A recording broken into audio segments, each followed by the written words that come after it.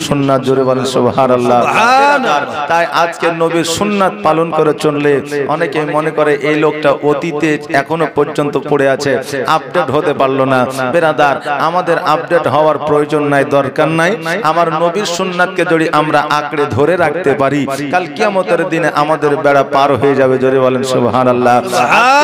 মানুষকে জগতের মধ্যে আমার আল্লাহ তাবারাক তাআলা সর্বসেরা করে পাঠালেন, সর্বশক্তিমান করে পাঠালেন, সর্ববুদ্ধি দিয়ে পাঠালেন এবং সর্বসুন্দর করে পাঠালেন আমার আল্লাহ তাবারাক তাআলা জগতের মধ্যে। কেন না আমার আল্লাহ তাবারাক তাআলা জগতে যাহা কিছু বানিয়েছে কারণ না কারো মাধ্যম দিয়ে বানিয়েছে। এই জিবরিল, তুমি অমুক জিনিসটা তুমি এই জায়গা থেকে ওই জায়গায় নিয়ে যাও। আল্লাহ বলেছেন কুম্বি ইজনিল্লাহ, আসমান তৈরি হয়ে যাও। আসমান তৈরি হয়ে গেছে। আল্লাহ বলেছে কুম্বি ইজনিল্লাহ, জমিন তৈরি হয়ে যাও। জমিন তৈরি হয়ে গেছে।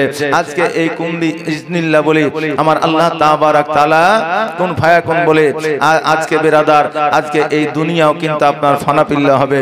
বেরাদার, আমার আল্লাহ তাবারাক তাআলা বললেন যে তৈরি হয়ে যাও, তৈরি হয়ে গেছে। কিন্তু বেরাদার, আজকে এই মানুষকে আমার আল্লাহ তাবারাক তাআলা নিজের কুদরতি হাত দ্বারা বানিয়েছে। জোরে বলেন সুবহানাল্লাহ। হ্যাঁ বাবাজি ভাইরা, আমার আল্লাহ তাবারাক তাআলা বলে বান্দারে আমি প্রত্যেকটা জিনিস কারো না কারো মাধ্যম দিয়ে আমি আল্লাহ হুকুম দিয়ে বানিয়েছি। কিন্তু এই মানুষকে জগতের মধ্যে আমি আল্লাহ আমি নিজের কুদরতি হাত দ্বারা বানিয়েছি। আমার বান্দারা, আজকে যে মানুষকে আমি যেই বুদ্ধি দিয়েছি অন্য কোনো প্রাণীকে দিই না। আজকে মানুষকে যে সুন্দর করে বানিয়েছি, এত সুন্দর আমি কাউকে বানাই না। আজকে মানুষকে যে সুন্দর খাবার দিয়েছি, আজকে আমি কাউকে এত সুন্দর খাবার দেই না। বান্দারে, আমি আল্লাহ এত ভালোবেসে তোমাদের তৈরি করেছি যে আমি আল্লাহ নিজের হাতে বানিয়েছি। জোরে বলেন সুবহানাল্লাহ। জগতের মধ্যে বান্দারা প্রশ্ন করতে পারে, হুজুর গো, আজকে যদি আমাদের আল্লাহ তাবারাক তাআলা নিজের হাত দ্বারা বানাইলেন, তবে জগতের মধ্যে মানুষ কেন কালো হইল? জগতের মধ্যে মানুষ কেন ন্যাংরা হইল? জগতের মধ্যে মানুষ কেন বোবা হইল? জগতের মধ্যে মানুষ কেন অন্ধ হইল? জগতের মধ্যে মানুষ কেন ঠসা হইল? কারণ আল্লাহ তাবারাক তাআলা বান্দাদের যদি নিজের হাতে তৈরি করে, প্রত্যেকটা বান্দায় সুন্দর হবে, প্রত্যেকটা বান্দা ফর্সা হবে, প্রত্যেকটা বান্দায় সতেজ হবে। কিন্তু বান্দাদের মধ্যে ন্যাংরা খোড়া কালা ফর্সা কেন হলো? আল্লাহ যদি বানাইলো সকলেই তো সুন্দর হবে। আমার আল্লাহ বলে বান্দারে, জগতের মধ্যে আজকে মানুষ হইয়া মানুষকে ঘৃণা করতে পারে। আজকে ধনী মানুষ গরিবকে ঘৃণা করতে পারে। আজকে গরিব মানুষ আজকে বড় লোক মানুষদেরকে আত্মসম্মান দিতে পারে। তাদের মধ্যে একটা ছোট বড় গণ্য হইতে পারে। কারণ হইল জগতের মধ্যে এমনও মানুষ আছে রে বাবা, যাদের দুইটা পয়সা হয়ে গেলে মানুষকে মানুষ মনে করে না। কিন্তু আমার আল্লাহ বলে বান্দারে, আমি তোমাকে টাকা দিয়েছি, পয়সা দিয়েছি, ধন দিয়েছি, সম্পদ দিয়েছি, আমি তোমাকে পরীক্ষা করার জন্য দিয়েছি। আজকে যদি তুমি আমার পরীক্ষায় ফেল হয়ে যাও, সেকেন্ডের মধ্যে তোমাকে আমি ফকির বানায় দিব আর ফকিরকে ধনী বানায় দিব। কারণ আল্লাহ সেকেন্ডের মধ্যে ধনীকে গরিব বানায় দিতে পারে, সেকেন্ডের মধ্যে গরিবকে ফকিরকে ধনী বানায় দিতে পারে। এই জন্য কবির ভাষায় বলে যায়, নদীর এই কুল ভাঙে ও কুল ভাঙে, এই তো নদীর খেলা, সকালবেলা ধনী রে তুই, ফকির সন্ধ্যা বেলা। আজকে আমি আল্লাহ তোমাকে ধনী থেকে গরিব বানায় দিতে পারি। তাই একজন মানুষ হইয়া অপরজন মানুষকে তুমি ঘৃণা করিও না। মানুষ হইয়া মানুষকে ঘৃণা করতে পারে, কিন্তু আমি আল্লাহ আমি বান্দাদের অতি সুন্দর করে বানিয়েছি, মহব্বত করে বানিয়েছি। বান্দাকে আমি কালো বানিয়েছি, বান্দাকে আমি ফর্সা বানিয়েছি, বান্দাকে আমি খোড়া বানিয়েছি, বান্দাকে আমি অন্ধ বানিয়েছি, বান্দাকে আমি ঠোসা বানিয়েছি। পৃথিবীর মধ্যে যাকে যেমন করে আমি আল্লাহ বানিয়েছি, প্রত্যেকটা বান্দা যেমনই হোক না কেন আমি আল্লাহ আমার কাছে ভালো। জোরে বলেন সুবহানাল্লাহ। যেমনই হোক না না কেন, কালো হোক না, ধলো হোক না, ন্যাংরা ঘোড়া কানা গুজা যেমনই হোক না কেন, আমি আল্লাহ তাকে সুন্দর করে বানিয়েছি, আমি আল্লাহ তাকে মহব্বত দিয়ে বানিয়েছি। এই জন্য প্রত্যেকটা বান্দা আমি আল্লাহ আমার কাছে ভালো। ও বাবাজি ভাইরা,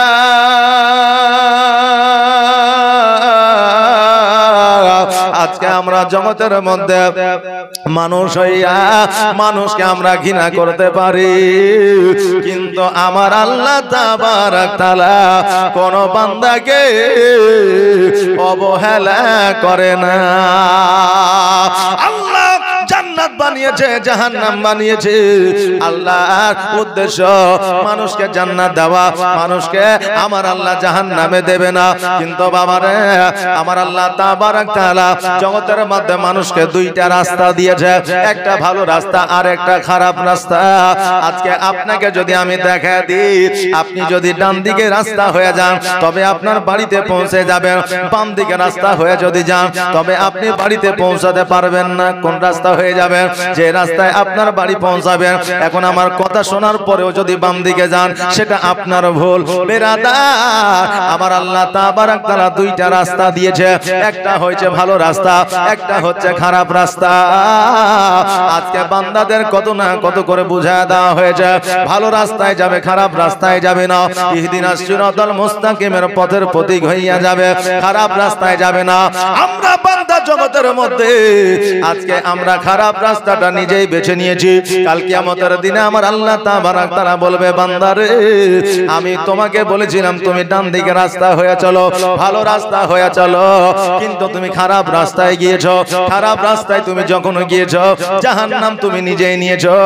অতএব আমি আল্লাহ, আমি তোমাকে জাহান্নাম দিই না, তুমি নিজে জাহান্নামের পথটা বেছেছো। জোরে বলেন সুবহানাল্লাহ। আমরা জগতের মধ্যে এসেছি রে বাবা সীমিত সময়ের জন্য। কাউকে আল্লাহ কখন কতটা সময় দিয়েছে কেউ বলতে পারবে না। কেউ হয়তো 6 মাসের জন্য, কেউ হয়তো 6 দিনের জন্য, কেউ হয়তো 6 বছরের জন্য, কেউ হয়তো 60 বছরের জন্য। যাকে যতটা আমার আল্লাহ হায়াত দিয়েছে সে ততদিন পৃথিবীর মধ্যে থাকবে। এই সামান্য দিনের জন্য আমাদের মধ্যে এত লোভ লালসা, সামান্য দিনের মধ্যে, সামান্য দিনের জন্য আমাদের মধ্যে এত আত্ম অহংকার, সামান্য দিনের জন্য আজকে আমাদের মধ্যে এত নিজেদের মধ্যে বড়া। বেরাদার, আজকে লক্ষ লক্ষ টাকা খরচ করে আপনি 2 তলা 3 তলা বানাইলেন। আজকে যদি মারা যান কালকে ওই বাড়িটা আপনার নামে আর থাকবে না। আপনার যে গাড়িটা ছিল ওই গাড়িটা আপনার নামে আর থাকবে না। আপনি যখন অন্ধকার কবরে চলে যাবে আপনার পরিবর্তে ওই বাড়িতে আপনার পোতা বসবাস করবে, পোতার পোতা বসবাস করবে। সেই দিন ওই বাড়িটা আপনি কষ্ট করে বানিয়েছিলেন, ওই বাড়ির মালিককে ওই ছেলেটা চিনবে না। আর যে ছেলেটা আপনার তৈরি করা বাড়িতে থাকবে ওই ছেলেটাও আপনাকে চিনবে না। অতএব বাবারে, সর্বপ্রথম আমাদের মানসিকতা ঠিক করতে হবে, তবে আমাদের আমল ঠিক হয়ে যাবে। জোরে বলেন আমিন। হে বাবা, জগতের মধ্যে কেমন করলে চলিলে, কেমন করে আমরা পথ যদি আমরা আঁকড়ে ধরি আমাদের জীবনটা কেমন করে পরিবর্তন হবে। আসে না আসে? আজকে আমরা যখন এক জায়গা থেকে অপর জায়গায় যাই, আমরা খাবার না পাইলে আমাদের মনের মধ্যে কত না কথাবার্তা শুরু হয়ে যায়। আমরা আরামের বিছানা না পাইলে কত না কথাবার্তা শুরু হয়ে যায়। আজকে সঠিকভাবে কথাবার্তা যদি আমাদের না বলে আমাদের মন মানসিকতা খারাপ হয়ে যায়। কিন্তু বাবারে, আমার নবী যখন ইসলামের প্রচার ও প্রসার করতে গিয়েছে, খাবার তো দূরের কথা, কাফেরেরা আমার নবীকে পাথরে আঘাত করেছে। ভালো বিছানা তো দূরের কথা, আমার নবী যে মরুভূমিতে যেন আপনার রাত্রি অতিবাহিত করেছে। আজকে ভালো কথা তো দূরের কথা, আমার নবীজিকে ওই কাফেরেরা জাদুকর বলেছে, জোরে বলেন নাউজুবিল্লাহ। আজকে যে নবী আগের পয়গম্বর ছিলেন, সোনা কেন মণিমুক্তা কেন, আল্লাহর কাছে যেটা চাইতেন সেটাই আমার নবী পাইতেন। কিন্তু আমার নবীজি আল্লাহর কাছে কিছু চাই না। আমার আল্লাহ বলেছে, হাবিব গো, আমার জগতের দরকার নাই, পৃথিবীর প্রয়োজন না। নবী গো, আপনি খুশি থাকলে, আপনি রাজি থাকলে আমি আল্লাহ রাজি হইয়া যাব। ওগো হাবিব, আপনাকে আর কষ্ট করতে হবে না, আপনি শুধুমাত্র আমার দরবারে দোয়া করে দেন, আমি দুনিয়াকে ফানা ফিল্লা করে দিব, দুনিয়া আমি আর রাখবো না। আমার নবী বলেছিল, আল্লাহ গো, আজকে যারা আমাকে পাথরে আঘাত করে, আজকে যারা আমাকে সঠিকভাবে কথাবার্তা বলে না, আজকে যারা আমাকে জাদুকর বলে, একদিন তারা যেই দিন আমাকে চিনবে, সেই দিন এই রকম কথা তারা বলবে না।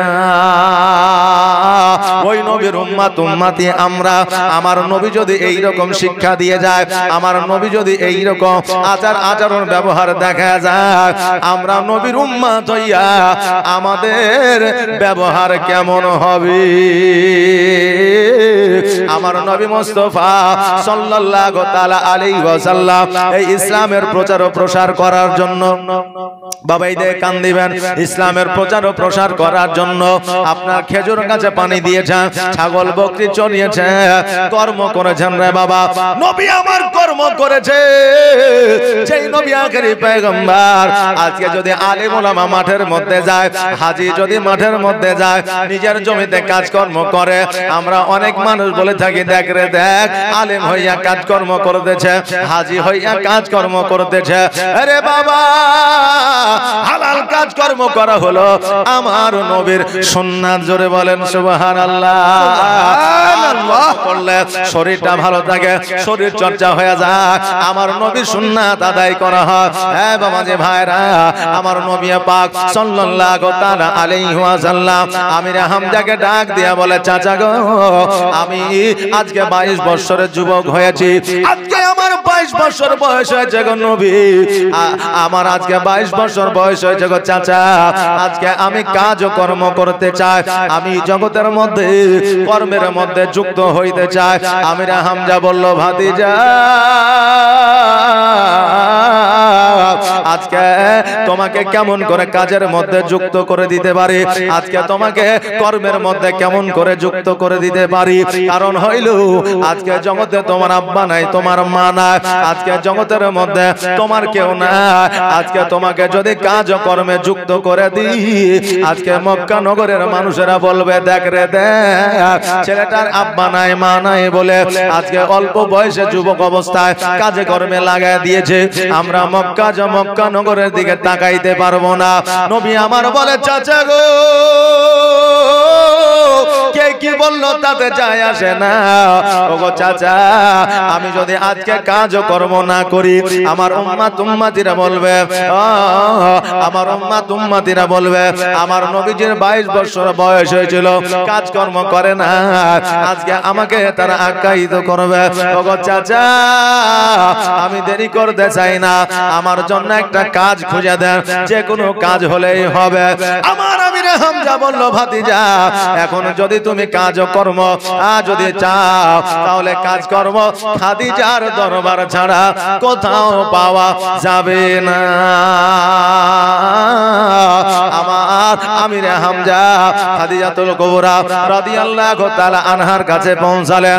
পৌঁছানোর পরে বলে, এই আমাদের বাদশাহিনী, ওই আমাদের সরদারিনী, ওই আমাদের রানী, আমার বাড়িতে একটা ভাতিজা আছে, 22 বছরের যুবক, আজকে কাজ কর্ম করতে চায়, তোমার বাড়ি থেকে কোনো কাজকর্ম আছে, কোনো কাজকর্ম কি দেওয়া যাবে? খাদিজা বলল, ও আমির হামজা, শোনো, আমার বাড়িতে যত কাজ কর্ম ছিল, সব কাজ কর্মে কর্মী যুক্ত করা আছে, আমার বাড়িতে খালি জায়গা না, কাজে যুক্ত হওয়ার মতো কোনো জায়গা না। তবে আমির হামজা শোনো, আমার বাড়িতে একটা কাজ আছে, তোমার ভাতিজা যদি করতে পারে। বলে, কি কাজ? বলে, কাজটা হলো ছাগল বকরি চড়ানো। আমির হামজা বলে, খাদিজা, ওই কাজ আমার আমার ভাতিজা করবে না, ওই কাজ হয়তো আমার ভাতিজা করতে পারবে না। এই বলে আমিরে হামজা রাদিয়াল্লাহু তাআলা আনহু নিজের বাড়ির দিকে চলে গেলেন। আরে বাবা, খাদিজাতুল কুবরা রাদিয়াল্লাহু তাআলা আনহা ওই সময় ইসলাম ধর্ম গ্রহণ করে না, ওই সময় আমার নবীজিকে চিনত না। আমার নবীজির অলৌকিক দৃশ্য সম্পর্কে খাদিজাতুল কুবরা রাদিয়াল্লাহু তাআলা আনহার কোনো আপনার জ্ঞান ছিল না।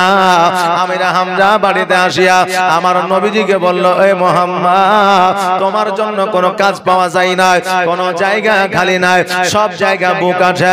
আমার নবীজি বলল, চাচা গো, আজকে আমার মনটা বড় খারাপ হইল। চাচা গো, আমার জন্য কি একটাও কাজ পাওয়া গেল না, আমার জন্য কি একটাও কর্ম পাওয়া গেল না। আমিরা হামজা বলল, ও গো ভাতিজা, একটা কাজ ও কর্ম আছে। বলে কাজটা হলো এই ছাগল বকরি জানানো। নবী আমার বলে, চাচা গো, ছাগল বকরি চড়ানো হইল তো কি হইল? হালাল কাজ হইলে চাচা, যে কাজ করতে কোন রকম ভাবে লজ্জা লাগে না। ওগো চাচা, আমাকে ছাগল বকরি চড়ানোর কাজে আমাকে আপনি যুক্ত করে দেন। চাচা গো, আর দেরি করিয়েন না, দেরি করিয়েন না। সঙ্গে সঙ্গে আমিরে হামজা খাদিজাতুল কুবরা রাদিয়াল্লাহু তাআলা আনহা রাজ দরবারে আসলে, আসার পরে বললে, এ খাদিজা, ওগো আমাদের বাদশাহিনী, ওগো আমাদের রানী, ওগো আমাদের সরদারিনী, আজকে আমার ভাতিজা ওই ছাগল বকরি গুলো চড়াতে চায়।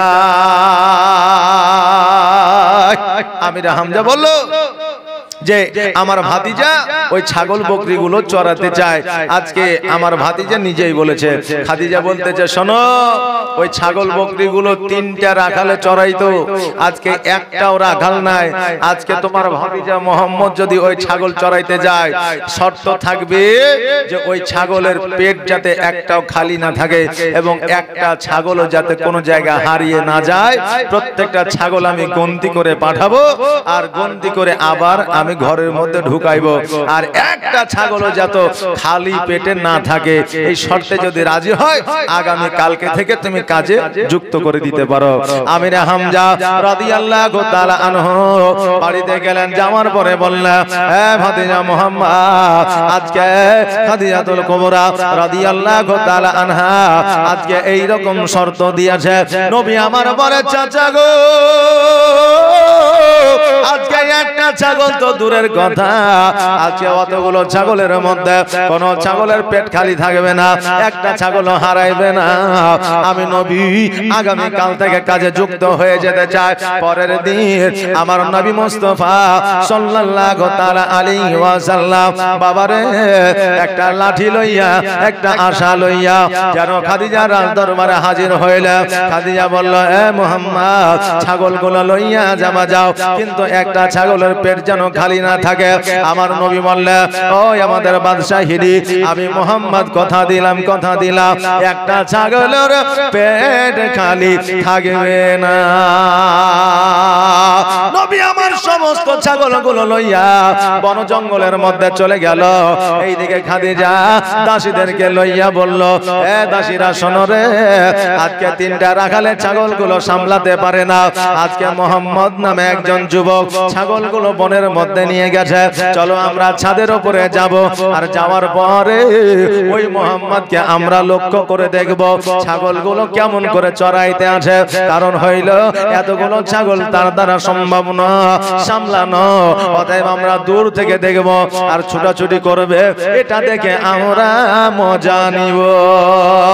ওই খাদিজা দাসীদেরকে লইয়া ছাদের উপরে যাইয়া আমার নবীজির দিকে লক্ষ্য করে দেখছে, জানো যে আমার নবীজি ছাগলগুলোকে ছেড়ে দিয়া একটা বাবলা গাছের ছায়া আমার নবীজি মাথার উপরে হাত দিয়া যেন আরাম করিতে আছে। জোরে বলেন সুবহানাল্লাহ। খাদিজা বল বলছে হায় রে, এটা কেমন করে সম্ভব? এতগুলো ছাগলকে ছেড়ে দিয়েছে, ছাগলগুলো চঞ্চলতা করে না, ছাগলগুলো এক থেকে অপর জমিতে যায় না, ছাগলগুলো কোন রকমের বদমাইশি করে না। আজকে এ মুহাম্মদ আরাম করে চোখ দুটো বন্ধ করে আরাম করতেছে, এটা কেমন করে সম্ভব? কেমন করে সম্ভব? এটা তো বড় অলৌকিক দৃশ্য। খাদিজা দূর থেকে দেখে বড় অবাক হয়ে গেলে আমার নবীজি সন্ধ্যাবেলায় ছাগলগুলো চড়াইয়া যখন বাবা ছাগলগুলো আপনার ঘরের মধ্যে ঢোকায় দিতেছে, খাদিজা রাদিয়াল্লাহু তাআলা আনহা দূর থেকে লক্ষ্য করে দেখলেন যেন একটা ছাগলেরও পেট খালি নাই। নবীকে ডাক দিয়ে বলল, মুহাম্মদ আজকে কেমন করে সম্ভব হইল এতগুলো ছাগলকে একত্রিত ভাবে রাখা? আমার নবীজি বলে, ও বাদশাহিনী শোনো গো, আজকে ছাগলের সর্দারেরা আজকে তারা নিজেদের মধ্যে আলোচনা করে নিয়েছে, আজকে যারা আমাদেরকে চরণ করতে নিয়ে আসছে আজকে ও আমাদের জন্য রাখাল না, আজকে আমাদের জন্য সে কর্মী নয়, তিনি হলেন আখেরি পয়গম্বর মুহাম্মদুর রাসূলুল্লাহ সাল্লাল্লাহু তাআলা আলাইহি ওয়াসাল্লাম। আজকে যদি উনাকে আমরা পেরেশানি করি, আমরা কাল কিয়ামতের দিনে জবাব দিতে পারবো না। হালিমা বলল, সেটা বুঝলাম, তবে বাবলা গাছের নিচে যখন তুমি হাতের উপরে মাথা দিয়ে শুয়েছিলে একটা সাপে ফনা তুলেছিল তোমাকে দংশন করে নিবে বলে আমি সৈন্য পাঠিয়েছিলাম, কিন্তু যাওয়ার পরে দেখা গেল সাপও নাই, তুমি তাদেরকে পাঠিয়ে দিলে, কারণটা বুঝলাম না। নবী আমার বলে, শোনো গো, আমি যখন বাবলা গাছের নিচে আরাম করতেছিলাম একটা রৌদ্রের আলো আমার মুখের উপরে পড়তেছিল, ওই সাপটা ফনা তুলেছিল আমাকে দংশন করার জন্য নয়, আমাকে ছোবল দেওয়ার জন্য নয়, ফনা তুলেছিল ওই সূর্যের আলোটা আড়াল করে আমার মুখটাতে ছেওয়া দিতেছিল। জোরে বলেন সুবহানাল্লাহ। গেছে ছায়া করে মোর নবীজির মাথাতে, জোরে বলেন সুবহানাল্লাহ। গেছে ছায়া করে মোর নবীজির মাথাতে, সাপ এসে হাওয়া করে দয়ার নবীর গায়েতে। মেঘ এসে ছায়া করে মোর নবীজির মাথাতে, সাপ এসে হাওয়া করে দয়ার নবীর গায়েতে। তাকিয়ে দেখেন দয়ার নবী, তাকিয়ে দেখেন দয়ার নবী, রহমতের খাজানা, দিন দুনিয়ার বাদশা সেজে তাজদারে মদিনা।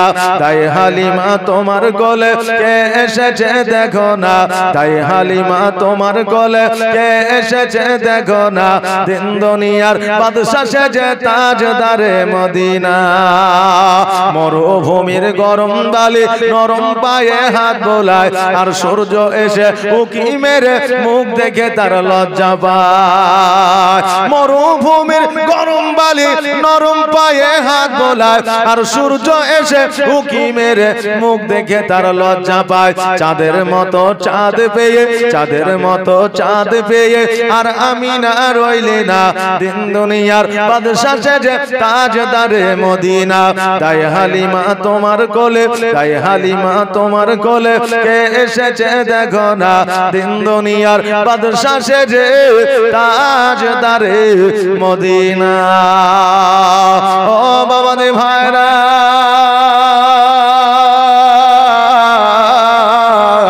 আমার খাদিজা রাদিয়াল্লাহু তাআলা আনহা আমার নবীজির অলৌকিক দৃশ্য দেখিয়া আমার নবীজিকে বলতেছে, মুহাম্মদ আজকে থেকে তোমাকে ছাগল বকরি চড়াইতে হবে না, আজকে থেকে তোমাকে বন জঙ্গলে যাইতে হবে না। এ মুহাম্মদ আজকে থেকে তুমি আমার সেনাপতি হয়ে যাবে। জোরে বলেন সুবহানাল্লাহ। নবী আমার বলে, ওগো বাদশাহিনী, আমি যদি সেনাপতি হয়ে যাই, আপনার অতীতে যে সেনাপতি ছিল ওই সেনাপতির কি হবে? আজকে আমি সেনাপতির মধ্যে যদি যুক্ত হয়ে যায়, আজকে তার বেতন বাতিল হয়ে যাবে, আজকে তার কর্ম বাতিল হয়ে যাবে। ওগো আমাদের আনে আমি নবী এইভাবে ওই কাজে যুক্ত হইতে পারবো না। আহারে আহারে আমার নবীজি কেমন শিক্ষা দিয়েছেন একবার দেখলে। আজকে আমরা যদি আমরা একটা মোড়লকে বাদ দিয়া নতুন ভাবে মোড়ল গঠন করি, ওই মোড়ল খোঁজ নেয় না আগের মোড়ল কেন পরিবর্তন হইল, আগের সর্দার কেন পরিবর্তন হইল। একটা মসজিদের ইমাম যখন পরিবর্তন হয়ে যায়, পরবর্তীতে আরেকটা ইমাম যখন যুক্ত হয়, ওই ইমাম খোঁজ নেয় না কেন ইমাম পরিবর্তন করা হলো, দোষটা তার কি ছিল, আসলে তার বেতন স্যালারি কত ছিল, এই রকম খোঁজ খবর নিই না। আমরা মনে করি আমরা কাজ পাইলেই হবে। কিন্তু আমার নবী যখন প্রফেশনাল জায়গায় গেলে, আমার নবী জিজ্ঞাসা করে আমি ওই কাজটায় যখন যুক্ত হব, যে সেনাপতি আছে তার কাজটা বাতিল হয়ে যাবে, আমি কারো কাজ বাতিল কইরা আমি নবী সেনাপতি হতে চাই না। খাদিজা বলে শোনো গো, আজকে আমার যে সেনাপতি আছে সেও সেনাপতি থাকবে, তুমিও সেনাপতি থাকবে, তার কাজকর্ম হবে সারা রাজত্ব দেখা, আর তোমার কাজকর্ম হবে বুদ্ধি বিদ্যা দেওয়া। জোরে বলেন সুবহানাল্লাহ। বাবা যে ভাইরা, আজকে এই নবীজির ঘটনা অনেক আছে রে বাবা। আজকে কেন কিয়ামত পর্যন্ত জীবনী করলে শেষ করা যাবে না। তবে বাবা আজকে কমিটির লোকের সিদ্ধান্ত, আজকে কমিটির লোকের যেটা আপনার বক্তব্য, সেটা হলো মা ফাতেমার জীবনী। কারণ হইল মা বোনেদের জীবন পরিবর্তন করা লাগবে, মা বোনেদের জীবনের কিছু কাহিনী তুলে ধরতে হবে। বাবা আমার নবীজির অলৌকিক দৃশ্য দেখিয়া খাদিজাতুল কুবরা রাদিয়াল্লাহু তাআলা আনহা আমার নবীর দিকে যেন হইলেন পাগল পারা। আমার খাদিজাতুল কুবরা রাদিয়াল্লাহু তাআলা আনহা বাবা তার সৈন্যদের দিয়া আমার নবীর কাছে বিবাহের প্রস্তাব পাঠাইলেন। আমার নবীজি বললেন শোনো গো, আজকে আমার চাচারা যখন আছে, আমাদের চাচাদের কথার বাইরে আমি যাব না। কারণ আমার চাচারা যদি বিবাহ দিয়ে দেয়, আমি নবীজি বিবাহ করে নিব। এই সমস্ত জীবনী আমাদের শোনা। কারণ এই রমনা গ্রামের মানুষ, গোবরা গ্রামের মানুষ, আমার মন বলে জীবনী একজন আলেম করিলে সঙ্গে সঙ্গে তাদের মুখস্থ হয়ে যায়। কারণ আশেপাশে আমি ছোট্ট অবস্থায় দেখি যে আমাদের মুর্শিদাবাদের মধ্যে যত জীবনী হয় বুঝলেন, এই রমনা আর গোবরার মধ্যে বেশি। কথা ঠিক না ভুল? যে রমনা গোবরার মধ্যে বেশি, এই জন্য সাধারণ মানুষই এমন আছে যে আলেম ওলামা যদি এসে জীবনী বক্তা এসে যদি একটু লাফিয়া লুফাইয়া চলে যাইতে, এরা বুঝতে পারে মৌলবি কাটিং মারি দিলে। কথা বুঝতে পারলেন না? সুবহানাল্লাহ। এই দেখেন জীবনী সম্পর্কে আপনাদের অভিজ্ঞতা অনেক আছে, এই জীবনী আপনারা শুনেছেন, চলেন একটু আগিয়ে নিয়ে যায়।